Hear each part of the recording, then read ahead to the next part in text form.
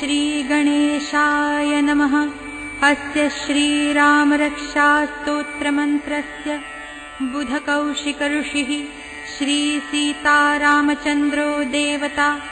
अनुष्टुप्छन्दः सीताशक्तिः। श्रीमद्धनुमानकीलकम् श्रीरामचन्द्रप्रीत्यर्थे जपे विनियोगः। अथ ध्यानम्। ध्यायेदाजानुबाहुं धृतशरधनुषं बद्धपद्मासनस्थं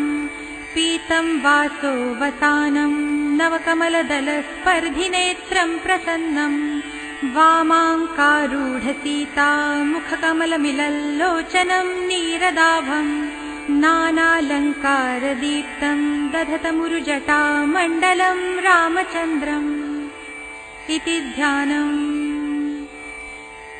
चरितं रघुनाथस्य शतकोटिप्रविस्तरम् एकैकमक्षरं पुंसां महापातकनाशनम् ध्यात्वा नीलोत्पलश्यामं रामं राजीवलोचनं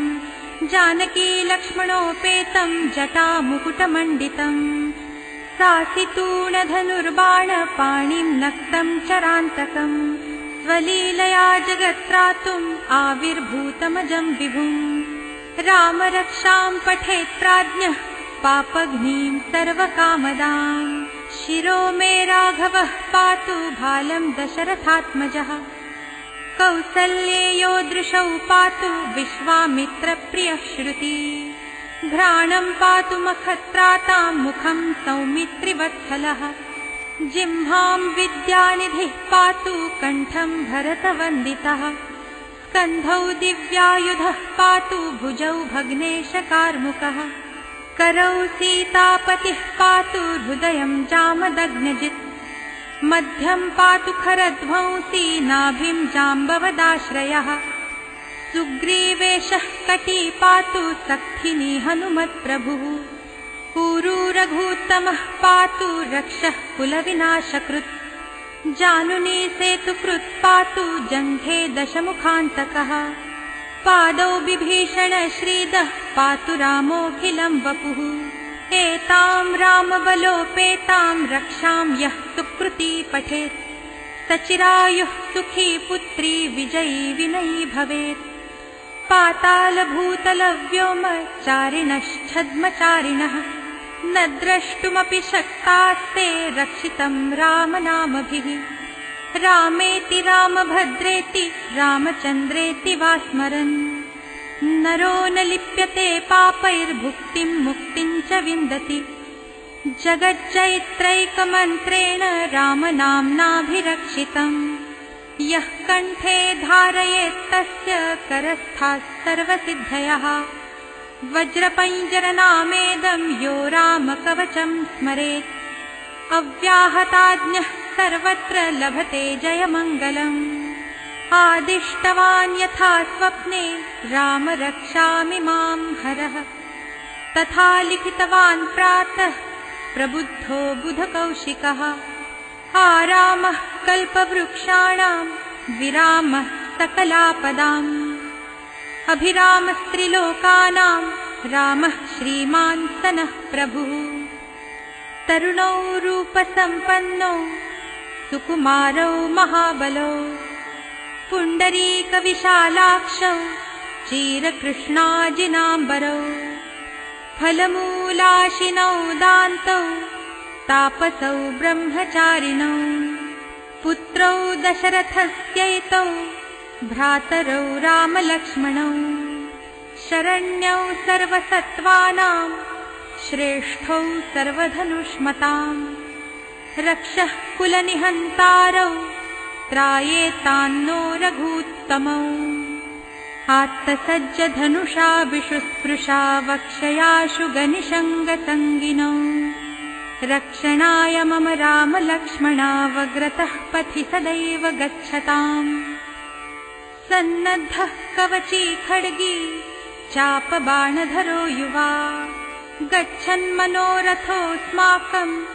रामः पातु स लक्ष्मणः रामो दाशरथिः शूरो लक्ष्मणानुचरो बली काकुत्स्थः पुरुषः पूर्णः कौसल्येयो रघूत्तमः वेदान्तवेद्यो यज्ञेशः पुराणपुरुषोत्तमः जानकीवल्लभः श्रीमान् अप्रमेयपराक्रमः इत्येतानि जपन् नित्यं मद्भक्तः श्रद्धयान्वितः अश्वमेधाधिकं पुण्यं सम्प्राप्नोति न संशयः रामं दूर्वादलश्यामं पद्माक्षं पीतवाससं स्तुवन्ति नामभिर्दिव्यैर्न ते संसारिणो नरः रामं लक्ष्मणपूर्वजं रघुवरं सीतापतिं सुन्दरं काकुत्स्थं करुणार्णवं गुणनिधिं विप्रप्रियं धार्मिकं राजेन्द्रं सत्यसन्धं दशरथतनयं श्यामलं शान्तमूर्तिं वन्दे लोकाभिरामं रघुकुलतिलकं राघवं रावणारिं रामाय रामभद्राय रामचन्द्राय वेधसे रघुनाथाय नाथाय सीतायाः पतये नमः श्रीराम राम रघुनन्दन राम राम श्रीराम राम भरताग्रज राम राम श्रीराम राम रणकर्कश राम राम श्रीराम राम शरणं भव राम राम श्रीरामचन्द्र चरणौ मनसा स्मरामि श्रीरामचन्द्र चरणौ वचसा गृह्णामि श्रीरामचन्द्र चरणौ शिरसा नमामि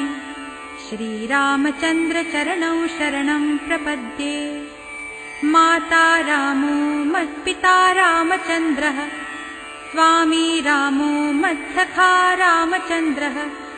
सर्वस्वं मे रामचन्द्रो दयालुर्नान्यं जाने नैव जाने न जाने दक्षिणे लक्ष्मणो यस्य वामे तु जनकात्मजा पुरतो मारुतिर्यस्य